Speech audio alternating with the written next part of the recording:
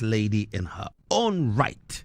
A woman who is all about action. And when I say action, ensuring that women's rights and gender equality is advanced. Convenor of the Affirmative Action Bill Coalition. She's also a very respected and distinguished Ghanaian lawyer with almost 3.5 decades or more experience at the bar. Managing consultant at ALC Law Consult, formerly Apex Law Consult, and the president of the Women's Forum of the Ghana Bar Association. Our guest this morning is none other than Mrs. Sheila Minkah-Premo. Welcome to the show. Thank you very much, and good morning to you. Good morning. It's great to have you with us. I have heard so much about you, heard so much about your firm, and in fact, I know a few people who either have worked with you, still do work with you, or may have passed it. Yeah, you know. So some good things have been said, and it's a pleasure to finally meet you. Thank you. Also a pleasure to meet you as well. Yeah. So, was it for you always the law? Was that how it all started for you? I guess in school it wasn't the law as such, but once I got into the legal training, it became, a very important part of my life. Yes. What about it excited you? Did you fall in love with it, or it grew on you? I guess I fell in love with it. I always remember in 1980, is it 84, first year law school. Mm-hmm. It was stressful because it was a very competitive course at that time. Yeah. First day, once you entered the faculty in first year, there was no guarantee that you would end up being a lawyer. Mm-hmm. Because there was a sifting process. Okay. So it was stressful, but I also realized that it's an opportunity to be part of that whole justice thing. Mm-hmm. And there's a book. I somehow always remember the book. There's a book that had been written as part of there's a course that you take, legal systems, legal methods, Xtra. And one of the recommended books was called Law in Aid of Development by Madibo Okran. By Madibo Okran. Oh, wow, that's an interesting name. Yes. Madibo Okran. Yes. So the book, if I recall, for me, it's one of the books that made the most impact on me. It basically to the effect that yes, you learn the law, you learn the rules, the principles, etc. But at the end, if it's possible, you have to learn to use those tools that you learn to also contribute towards development of your country. And for me, it's something from first year, it's something that stayed in my mind.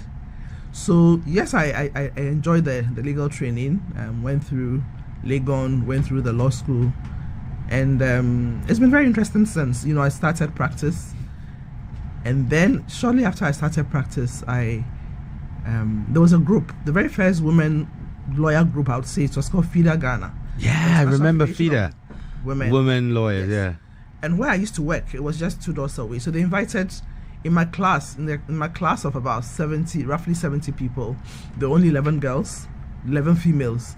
So FIDA Ghana, in October 1989, when we were called to the bar, invited the women lawyers to a tea party to tell us what they do. Mm-hmm. So basically, using the same law. Yes, you're all working in your firms and different places, but they told us what they were using the law to do to help to promote women's rights. And for me, that also is one big thing which made a very big impact on me. Yes, many people do the law just to make, it's a source of earning an income. Mm-hmm. But I learned during that particular meeting that they have provided an opportunity for you to also use that same law to help women, particularly those who are less vulnerable, and also to push for policy to make life better for women. So yes, so it's made a very big impact. The legal training and what followed afterwards has made a very big impact. I mean, it's not surprising that you've gone on to play a key role in seeing the passage of the landmark Affirmative Action Gender Equality Act of 2024. I mean, evidently, that for me is confirmation that, you know, the book Law in Aid of Development made a telling impact on you, sort of shaped the course of your career. But you've not always just been doing advocacy. You've done some family law. You've done all sorts. How have you found your path across the various sub-disciplines of the law? Okay, so like I indicated, after law school, I was a teaching assistant at the University of Ghana. I was a teaching assistant. I always remember I took tutorials in criminal law and contract law and a bit of tort law. Okay. And then after the national service, I kind of looked around. I think I even got a job at the Attorney General's office. But then, you know, I got advice from other lawyers that I was related to that, do a bit of private practice for a while to give you a wider variety of experience. So yes, I did get into it and did a bit of commercial in the beginning, a bit of commercial and a bit of family law, because I got a lot of family law cases referred to me from FIDA Ghana. Okay. And then even in the firm that I initially happened to work in, which was the Affirmative Action Company. Okay. I happened to have done quite a bit of family law. So what, 4 or 5 years into practice, there was an opportunity for a master's program. So there's a university in the US, Georgetown University, and they were doing, one of their diversity programs was looking out for women lawyers in a number of African countries, sub-Saharan African countries, who were already interested in family law, particularly on issues relating to women and children. If you're selected, you get the chance to go and do an LLM at Georgetown University, which is one of their law center is one of the best, a very good law center in Washington, D.C. Get the chance to intern in an organization that also uses law to help, to promote women's rights. So I got selected. So from 94 to 95, I was away to do that program. And it kind of also deepened my interest in issues to do, because it was the LLM program was sort of human rights and women's rights. It was a fellowship program. They called it Women's Law and Public Policy Fellowship Program. And so you got to study, issues to do with family law, human rights, law courses, etc. And then you got the chance to also work in an institution for 6 months dealing with issues to do with women. I had the chance to work at an organization called the Institute for Women's Law and Development, and they were doing a lot of work with sub-Saharan African countries, and particularly pushing for international human rights laws issues. There was a project that I was part of when I got there. They had been asked by the United Nations Special Rapporteur on violence against women to do a survey around the world to find out how different countries were addressing the issue of domestic violence in particular, because so I remember I was part of the study, and it was a study which led to a book which was launched during the Beijing conference in China. All right. Yeah. So for me, after that experience and with the additional knowledge acquired, etc., and when I came back, I still ran by the time I came back, just before I left, I had left Affirmative Action Company, and I was working with another firm, Affirmative Action Company. So when I came back, I continued doing the mainstream law practice, a few corporate clientele, but I still would do some family law matters, etc. And then on my spare time, volunteering to do the policy type work. So so a bit of land, etc. So I've basically run a law firm. From 95, I took over the law. I've been running that firm till now, and that's 1995 till now, having a variety of clients, but at the same time working with on these development issues, either as a consultant or as a volunteer, contributing towards some of this work. So maybe on the issue of affirmative action, I'll tell you how I also came in. So when I came back from the Georgetown program, we set ourselves up into what they call an alumni group. It was a program not only for Ghana, for a number of African countries. I think the initial one was Uganda, Ghana, Tanzania. So you sort of formed a network of alums. Okay. And we were sort of part of a clinical program at Georgetown University called the International Women's Human Rights Class. So in each semester, each of the countries will look for an area where we think there's a need for a law, and we would work with the students were like our researchers. We would work with them, every month. We have about 2 sessions with them, a video call conference with them, and then we would select books, etc. They would do comparative analysis of what that particular area, what other countries are doing in addressing the issue. So one of the things that we did was on domestic violence, what other countries are doing, and we also worked on affirmative action, right. What countries are doing. Then we do a detailed memo. So the detailed memo is a material that we use for advocacy. So, for instance, the work that we had done on affirmative action, so we made a proposal that Ghana needed an affirmative action act. Mm-hmm. It was a very detailed memo, and I remember we kind of made options. Okay, we knew that Ghana had our electoral system is what we call the first past the post system, and the research showed that countries that had that kind of system had more difficulty in implementing an effective affirmative action law. Wow. But those who had the proportional representation system, it was easier for them. So I remember one of the recommendations we made was that Ghana should consider changing our electoral system. But I know that we knew that was going to be a very difficult one, but we joined the advocacy. So in 2011, the then Ministry of Women and Children decided to form a kind of a technical committee to push, work towards getting a law.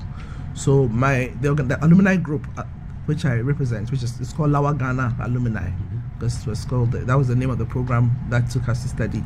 We were invited to be part of that team. We did some research, secondary research, to see what work has gone on this issue, what has been written, what recommendations have been made. And then we also did it was a 21-member team. We did some kind of town hall meet. We divided ourselves into groups and went to all the 10 regions then, to the town hall meeting to see, okay, these are what we found, what do they think, and so basically the recommendation was that we needed a law on affirmative action. Okay. Out of the 21 members, 3 of us were selected to put the proposals together for the drafting of the law. So I happened to be one of the 3 that were selected to get that done. So from 2013, different versions of the bill came, to be part of the process and helping with fine-tuning, etc. At a point, things kind of slowed down a little bit. So as a member of that technical team, which wasn't then being consulted so much, we thought that, look, we are still interested and would like to see a law in place. Mm-hmm. So I made a call that we should set up a coalition, because not only our group, but other groups were also working on this issue. So in 2019, I think September, after a little mobilization, we inaugurated the coalition, which is made up of many other NGOs who are also working, who are interested in seeing a law on affirmative action. Mm-hmm. So because I kind of initiated the process, I became the convener of the process, and as you said, the rest is history after a lot of ups and downs. Absolutely. We'll get into some of the ups and downs and glean some inspiration from it. But the Akan adage, agrobeso efianopa. You sort of have pointed to that with your experience and your love for the law as you discovered Law in Aid of Development by Madibo Okran. But I'm sure that if you look back at your life, the genesis of who you've become probably started pointing to who you are now. What was your upbringing like? Where did you grow up, and what was it like? Well, I guess you're right. I mean, so I grew up with my grandparents. My parents divorced early. Okay. And, my mother was relatively young. So there were 3 of us, 2 boys and myself, were my early childhood, from the time I was about 3, was with my grandparents. And my grandmother happened to be, my grandfather was a Presbyterian minister. And my grandmother was, an Asofo-Mami. And she was a very active one, every place. I think I lived with them in a Kropong, so that's where I started nursery and primary school. Okay. And then we moved to Kumasi for quite a while before then I went to school. So she was a very active person, and she involved us in the church, and so she would involve us in, she was always the women fellowship leader, and she would make sure that you're also part of the process. I always remember when we were in Kumasi with her, as the president of the Women's Fellowship, she set up a Young Women's Fellowship. Of course, you, the grandchild, you are number one. Yeah. Yes. In there, you would do what's bead making, etc., etc. They have visits to more vulnerable people. So for me, that whole social, the need to look out for the needs of others and building yourself up in a way to help. I think I learned a lot from her, from that. And she had a lot of children. She had, at least I had 10. I had 7 aunties and then 3 uncles. Most of the uncles were away. All right. And for me, they were also very active in their own way in whatever they were doing, and so I learned a lot from them, I would say. Wow. So it's that whole typical Presbyterian upbringing and the church work. You're part of the play that they do, Christmas play, Easter play. You're part of it, etc. I learned a lot because by nature I'm a very quiet, laid back person, but your grandma thrust you into it. Yes, my grandmother pushed me a lot into it. So for me, she made the biggest impact. And for me, the other lesson I also learned from her, I always tell everyone that my interest in looking for gender equity came from her. I was living with her and with my 2 brothers, one older and then one younger than me. I always recall, she believes in children working to learn. So whenever we were assigned work to do, I would be given work. My brothers would also be given work. When it came to cooking, she didn't make any distinction. I was being taught how to cook. My brothers also being taught how to cook. In those days, you had to grind the pepper on the stone mill. Yes, I would do it. She would let the boys also do it. So she asked us for mommy as her way of supplementing my grandfather's this thing was to make bread, and because we were always located near a school, all the children were involved, both the boys and the girls. So at 5, you learn to wake up at. So hard work is also one of the things that I also learned from her. You would also, like I said, both the boys and the girls. And apart from us, as on the in those days, people used to bring their children to come and live with them to learn more things. So I think that it made a very big impact on me. I can imagine. Yes. There's recent research that's sort of pointing to the fact that when children are given chores very early in life, it sets them up for success, So, and in your case, not only did you get to learn to do chores, but you also had the added benefit of growing your social skills, even for a very quiet person. Yes. Yes. Wow. What's grandma's name? So it's called Mrs. Violet Opokua Akufu. Wow. Yes. Wonderful. I'm sure she's smiling down. Memory. Yes, I'm sure she's smiling down on you now. Yes. So for you, initially you grew up in Ekropong. I started off in Ekropong. Right. And then to Kumasi. Was there any other places you lived? Then I came to Accra. Okay. I came to secondary school in Accra Girls Secondary School. Whilst I was also there, I also, the Red Cross, all those things. I got myself retract, yes. Go out. They would, I remember. I think it was. I'm just trying to remember which one it was, but we used to go to the Jowulu, home for special children, school. Okay. To go and help out there. So I involved myself in all those things, and then. So I've always been involved in social, I would say, a lot of social outreach programs. Your steps were being ordered by then. I think so. Yeah. I think so. Let's get into the Affirmative Action Bill and what you think this would do for us as a country. And I'd like to, a few years ago we were celebrating Rwanda for having gender parity in Parliament. And then a few days ago, we're now singing praises for Namibia. Well, for the first time in the history of this continent and probably the entire world, the president and vice president are females, and cabinet has females outnumbering the men. How important is the affirmative action law for Ghana and its development? Okay, I think it's very important for Ghana because it would ensure inclusiveness. In Ghana, I think in the last few population censuses that have been done, the last one, I think, the recent one, it showed that we had more women in Ghana than men. Yeah. But when you look at leadership, people in leadership, you would realize that we have fewer women. Sure. In the 8th Parliament, we only had 14.5% of them being women. Out of the 275 member parliaments, we had 40. Currently, we're still hovering around the 40. They may be 41 because there's one constituency where it's 2 women fighting against each other. Right. So they become 41 out of 276. That's one additional constituency. We've never had a female president before.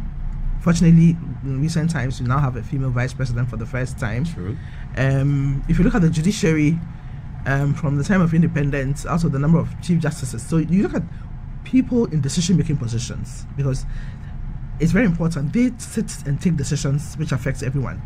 So judiciary, in the last few years, we've had 3 female chief justices. Before then, they were all male. All male. If you look at the judges who are the judiciary, they are the highest in terms Supreme Court justices. Yes. Yeah.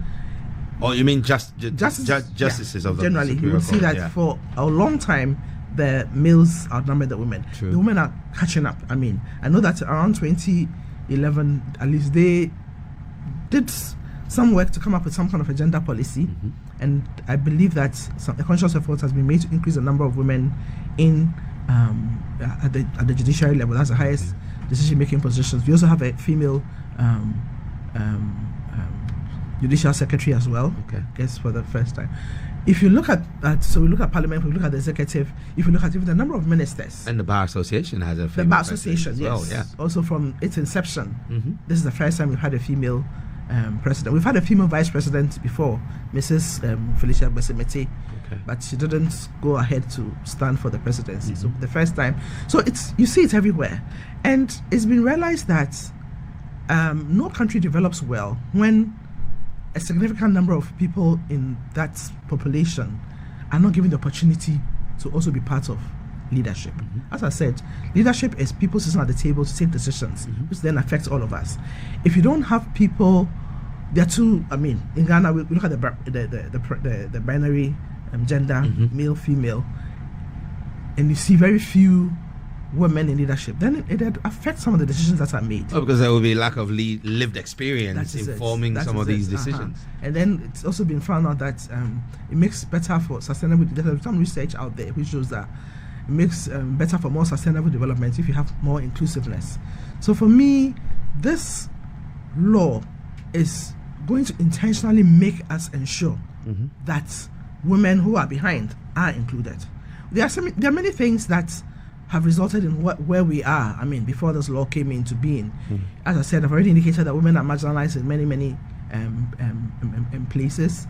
There have been a few policies to try to address it. In 1998, shortly after the Beijing conference, there was a cabinet directive with some affirmative action policies.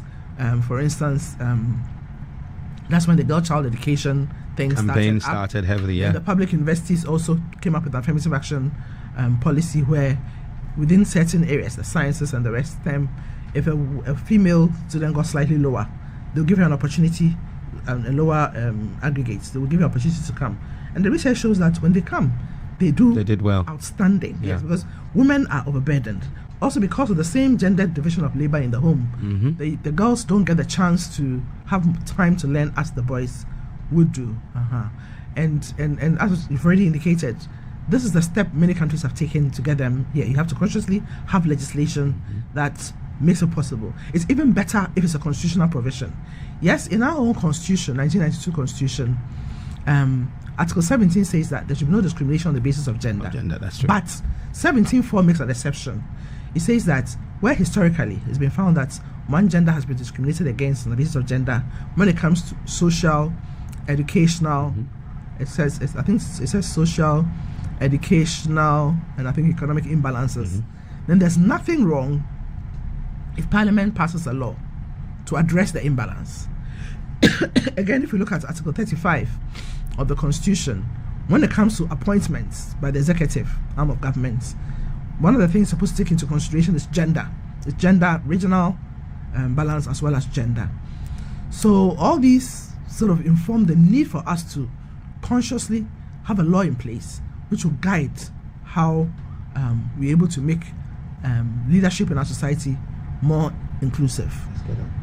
So all these led to the push for us to have that. In addition, Ghana is also a signatory to a lot of international human rights instruments, etc., including, I'm sure you've heard of the Convention on the Elimination of All Forms of Discrimination Against Women.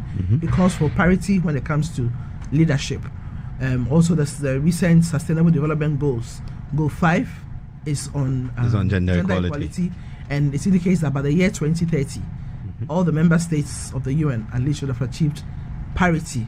And if you don't start somewhere, you'll never get there. Be able to get there. Then within our own Africa region, I'm sure you're aware of the African Charter on Human and People's Rights. It has the protocol to African Charter on Human and People's Rights on the rights of women in Africa. That's the Maputo Protocol of 2003. It also calls for parity when it comes to leadership. So the push is to ensure that we have a critical number of women also in leadership positions where decisions are taken which affects all of us, so that it informs, it enables us to have better developments. Now, I want to explore the intentionality a little bit, and I'm sure for someone whose life, even when you had not sort of forayed into the formal framework of advocacy for gender equality, you lived it. How does that play out at Minkah-Premo? Sorry, not at... Minkah-Premo is my husband's friend. That's right. That's ALC. At ALC, at Apex, what was Apex Law Consult. So at ALC, how do you express this intentionally? Do you have a policy to hire equal number of men as you hire equal number of women, or you have more females than you have male? Okay, so my workforce is made up of both men and women. When it comes to the lawyers, currently there's only one man who is there, and the rest of the lawyers are women. But when it comes to my administrative setup, I have that's sort of like an equal number of men there as the women. So for me, I wouldn't say I have consciously gone to look out to get a gender balance in there, but I guess unconsciously, because of the bias against women, I think that I mean the firm is such that we make it comfortable for women to work there. Women have challenges even when it comes to practice, particularly. Women at the childbirth. There are some who even lose their places in some firms when they get pregnant, because people think that then you have to look for somebody to do their work. We make sure that we give flexi hours to women who want to be in practice and want to be able to have the babies in there. So like I said, it's open. I mean, the current man there is not the only man who's worked. That's in terms of the lawyers. So we had other male lawyers working with us, in there. But there's a little bias with having more women, and the tendency to is that for many people, if they see more women lawyers in a particular place, a lot of men then tend to shy away. Oh, really? Yes, that's my perception. If that's the case, that's their loss. But it is open. Yeah, it's open for both male and females to come and work. Great. So that we'll be able to push for them. If you just tuned in, it's 9:34, and we're having a conversation with Mrs. Sheila Minkah-Premo, and telling us about her life growing up in Akropong, moving to Kumasi, then Accra, and essentially, learning the ropes to gender parity advocacy even before she discovered the law, and having practiced for more than 34 years, running her own law firm now, ALC Law Consult, with a staff that has, far more women than there are men. I think for me, that's excellent, because, it's one thing being an advocate for something, for a cause, and it's another thing living out your own advocacy. So I think you've definitely ticked the boxes on that very well. Thank you. I'd like to look at, let's get just a little personal. What are your biggest fears? What disturbs you the most? Well, I guess for somebody in private practice who's been an entrepreneur, is a fear of failure. You're running a business, other people's livelihood is dependent on you as the leader. Mm-hmm. So for me, what keeps me active all the time is being able to be productive and to be able to earn enough to pay your staff and to make people comfortable who are working with you. So that's one of my biggest fears. And and by nature I don't like hurting people. So it's not that, well, I can also be tough when I have to, but I try to be as nice as I can, because those are also part of my Christian principles, which is to live at peace with all men, with everyone, as far as and women, as far as lies in me. So those are some of the things I try. So when I hurt people, it's very painful for me. That especially if you do it in a very thoughtless way. Mm-hmm. Yes. Yeah. I mean, the journey of advocacy and looking out for the marginalized is not one that is paved with roses. What would you say would have been one of your most challenging periods in your career trying to achieve what you've done so far? In terms of the advocacy parts of the work, sorry, once you show yourself to be willing, you're usually given the opportunity. It requires a lot of volunteerism, so it requires a lot of sacrifice. Okay, advocacy doesn't always bring money into your pockets, so you would have to, when you're doing advocacy work and want to sort of give part of yourself to push for a cause, you have to make sure that you also have maintained your source of income well, so it doesn't disturb you. But in my life, in terms of, as I said I have done the mainstream law practice. I've also done a lot of advocacy work, but I've also done some consulting work as well. Okay. And within the consulting area, it can also be very challenging, deadlines, etc. And in one of the consultancy work that I did, it was a research project on family, on customary law on land and family, with the National House of Chiefs and Law Reform Commission. And I always remember when it was a GIZ funded project, which lasted for about 10 years, I would say. So I ran my office alongside this. But when I went for the interview to be considered for taking the work, it was a very challenging. It was an all male panel made up of representation from the National House of Chiefs and some Supreme Court judges. And I think they were very skeptical that this person who's been doing a lot of sort of gender related work, this work, according to them, was legal anthropology, which is, so you have to, you're more or less going colorblind. You have to, and it was like, do you think you can be able to do it? The only woman on the panel was from the German Development Corporation then. Okay. A woman who I had done some work for them, some consulting work for them previously, so she knew my capabilities. So for me, it was like you had to, prove to these people. I got the chance to do the work, to coordinate the work, and it was very challenging. It took you to all the 10 regions in Ghana to collect data with some research, with some data collectors, etc. And at the end, we published 7 volumes of, and for me, it was one of the most challenging periods in my life working. But I'm sure at the end, the output sort of made it all fulfilling. I'm telling you, they themselves were surprised. So they were like, "Wow, you could do this." It was very stressful, as I said, going from, as I said, from Kitekrachi to Paga, all over the place.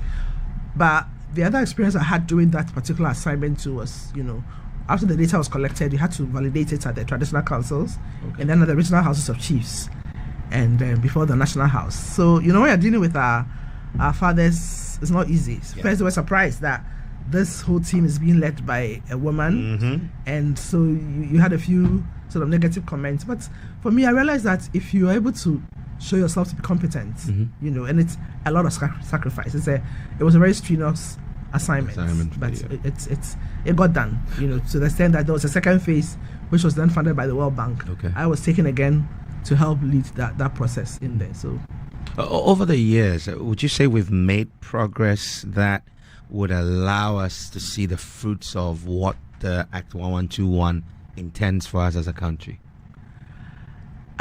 Yes, I think that once the appropriate structures are put into place, we will be able to make the difference. We make the changes that are required. Okay. You know, the law requires the setting up of a body called the Gender Equity Committee. They are supposed to be responsible for coming up with a plan of action to see to implementation. Okay. And that plan of action will necessarily require having some kind of a baseline study undertaken to see where the different sectors are. Okay. This law is, as you said, it's a progressive way in which we would achieve gender equity and eventually equality in all the different sectors, public sector, even private sector, etc. Yeah. So there's a need for them to have that kind of baseline, so we know if you're going to measure in 2026 to see whether we've achieved 30%, in 2028 whether we've achieved 35%, and then after that pushing for parity. There's a need to know where we are all starting from, so that's very important. Okay. And then a lot of other responsibilities are put there. They're supposed to see to dissemination of the law, many things. So if we consciously ensure that this body does what is expected of them, and if they are given the resources required to do their work, I think that we'll be able to see a difference. Okay. I think that as we sort of edge towards the end of this rather short but fun conversation, I'm going to, I don't think you've taken any exam in a while, so I'm going to ask you 3 questions and leave you to choose which one you answer first. And this has to, for me, the very first question has to do with how have you managed to balance the strenuousness of your work and being a mother and a wife? You know, both of you being lawyers and running firms. And the other one has to do with, I want you to paint a picture of the upsides for Ghana. A Ghana where we've achieved gender parity and equality across sectors. And the third one has to do with what you think businesses can do today, or even if it can stretch as far as the home, what we can do today to ensure that we are not having to work towards or accelerate our journey to gender equality, not by the pressures of what the law says we should do, but that it becomes a natural progression of our lives, or an extension of how we live. Your time starts now. Thank you. So in terms of how I've managed as running a business, as a mother, as a wife, as running a home, etc., it's all a matter of planning. If once you plan well, you'll be able to achieve all these things. And what I would say is that, I mean, as a women's rights advocate, one of the things we realized early, and which my Lawa group also worked towards, was if we women want to work, I mean, because of the gender division of labor in the home, which you cannot change in a day, because changing cultural practices or expectations is difficult. So most of us, especially when our children were younger, depended on other women to also help us. So we pushed for a law called, like under the Labor Act, even though it's supposed to apply to everybody, people were not really letting it apply to domestic workers. But we pushed to get regulations on domestic workers, so that at least they would also get their rights. If they get their rights and they become also professionals in your home, then it enables you to also be out there in the public space working. I'd also comment a bit on your third question, which is what we can do to start making a change. I think that in Ghana we need a whole re-socialization process. The traditional socialization, which is associated with all the traditional norms we have, about Kitatia, Etribema Demo, and all those things. I think that we should realize, if we look around our country, women in Ghana have always worked. Women were working on the farms before interaction with the colonialists and their Victorian ideas. This whole concept of housewife, even the concept of housewife thing was something that was it was a certain class in the society that were able to those have who were in the farm were always there. So for me, women have been capable. Some have been, if you look at our markets, the Makolas, the KJTS, the Chiman market, etc., the ones who are there pushing things, and most of these women also are in single parent homes where they're able to look after their children. So for me, it's about time we all recognize that women have a lot to contribute, to bring to the table, and therefore we should have a re-socialization process which ensures that the girl child is equipped right from childhood to be able to also lead. And if she's able to do that, then the home becomes a better place. Things are changing. Globalization have come. Things have changing. There are many homes now where it is the women who even run financially. They are the ones who are in charge of the homes. But because of our traditional norms, they always have to be in the... Let's recognize that we need to re-socialize our children, both the boys and the girls, to respect each other and all to work towards a common goal. And I think that we'll have a better society. Yeah, I think out of your 3 questions, I've answered. You've answered 2. Yeah. The upside of a Ghana where, we have achieved gender equality. I think it would be most ideal. It would be most ideal because the population, the human capital that we have, all will know that we have an opportunity to also lead, to give the best of myself, so that if it is my turn to lead, I should not be denied that right just because I'm a woman. And I believe that it will take us many places. A time where if a woman is trying to push to lead, sexual harassment and insults are not leveled out here because it's like, because of some people's belief that women belong to the home. They should not be in the public space. They should only be in the private. A few women who have been in the public space have proved themselves that they can deliver. And therefore, we should give women equal opportunity. Our parliament, we still have very few women there because when the average woman mounts the platform to campaign, she's faced with a lot of challenges. Because our traditional concept is that men are the ones who are supposed to be in leadership and not women. So a lot of things, she's measured by a higher standard. What is she married? Does she have boyfriend, etc.? When a man is on the platform, nobody cares about those things. About those questions. So it's about time we give women who are capable and who put themselves out the opportunity to also be given the mantle to lead, because we need both men and women at the table for decisions that would have a good impact on both men and women in our country to be done. Where in our society do you think the most work is required to give one woman the belief that they're capable, and 2, the rest of society, the understanding that for a person to rise or to be in a leadership position, it's not about gender but about ability and the requisite skill? You're pushing me to name well, from what I would say is that from at least from the study I did with the National House of Chiefs going around the country, I realized that somehow in the northern parts of the country, in terms of some of the things that the do's and don'ts for men and women, there are a lot more there than we have here. True. I remember that there's one part of that part of the country where they said even if a woman has money to go and rent a house or buy land, she has to be led by a man before she would get access. Yes. So for me, I think that a lot more needs to be done. A lot more conversations needs to be had with the traditional leaders in those places, so that they will, also encourage their people to think of people's abilities and not their gender, because people, when given the opportunity, they are also capable. I know a lot of people from that part of the country who got the opportunity to also rise to the highest in their professions, and they are doing outstanding work. But like I said, there are also a lot of people there who, because they don't get good access to education, it's been difficult. But one good thing is, yesterday somebody sent me a poster from the Ghana Statistical Service, which indicated that currently, when it comes to secondary education, there's almost parity between the males and females. Fantastic news. It's really good news. I'm just hoping that it would begin to show, it would have a good impact. And it would have a good in a few years to come. We will see the positive impact that will produce. Okay. So we need to have both men and women who are able and capable to be in places where they can lead and take decisions which will affect all of us.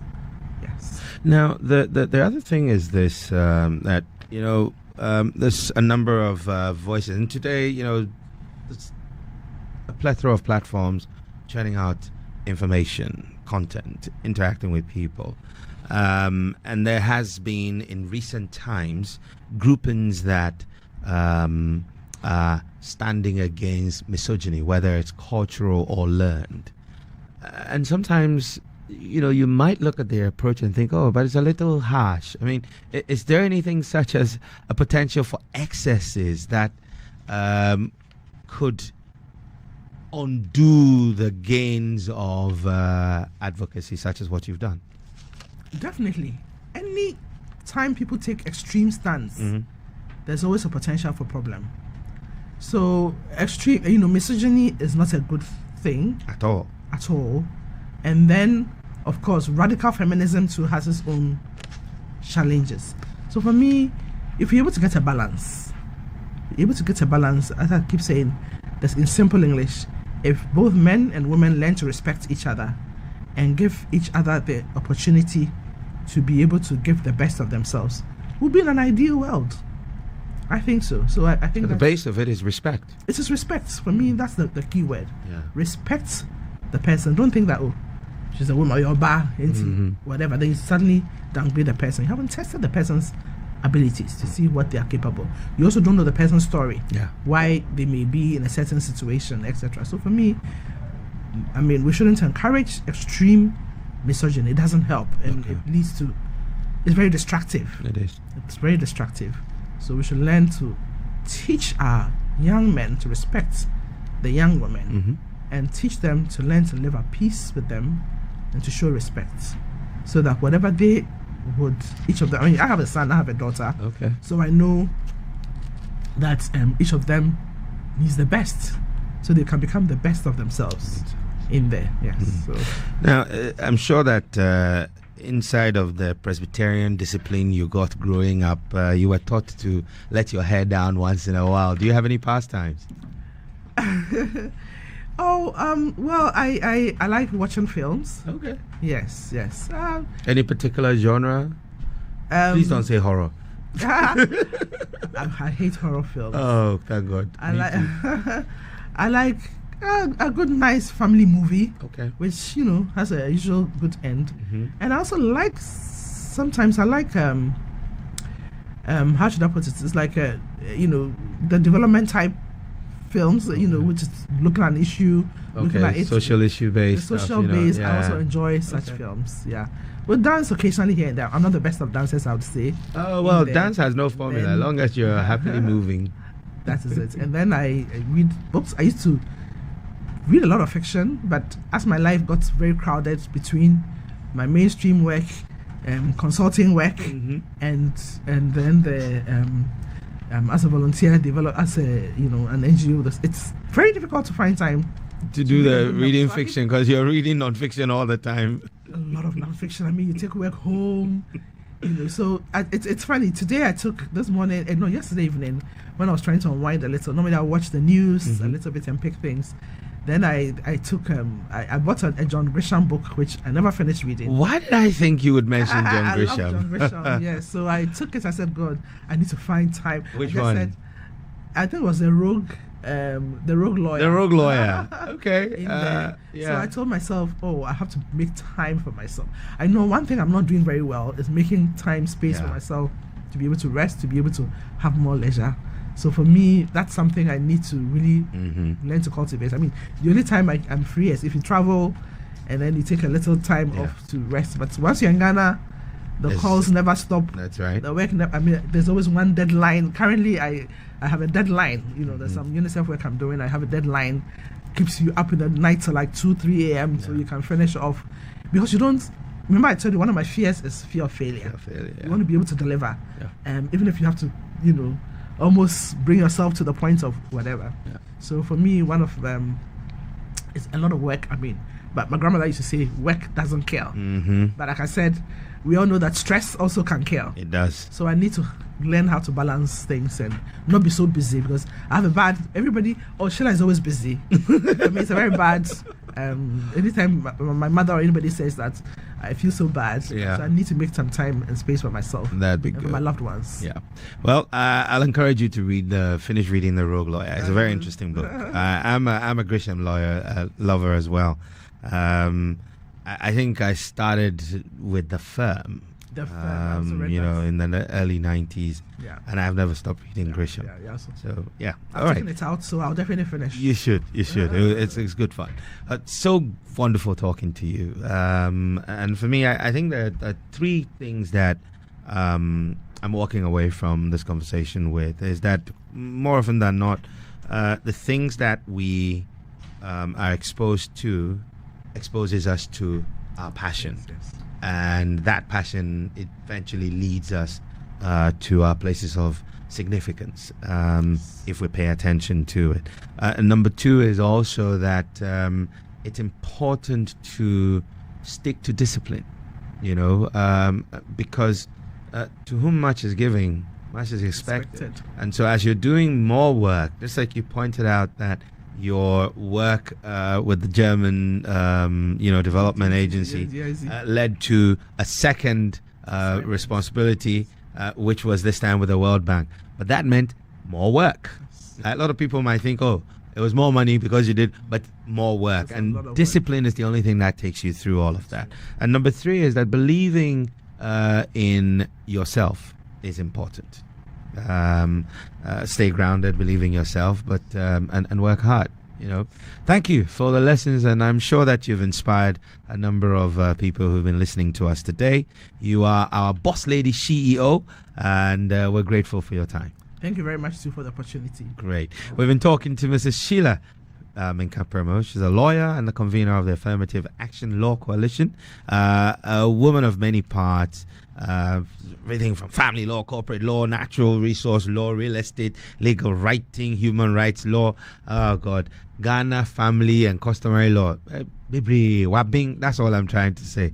But she is so humble and gracious enough to join us in the studio. Enjoy the rest of your day, and we pray that you have more wins and more laurels, attached to your name and career. Thank you. All the best to your wonderful show as well. Thank you. Well done for the good work you're doing. God bless you. And in a couple of minutes, we're going to say bye-bye to you. But there's very important information I need to share with you before we close. And it's from our friends at Telecel. Auntie T, I beg, fix me go betete Ghana. No gari, no oil, no plantain, just beans and eggs. Hey, bruh, that be dangerous combination, no? Problem no day.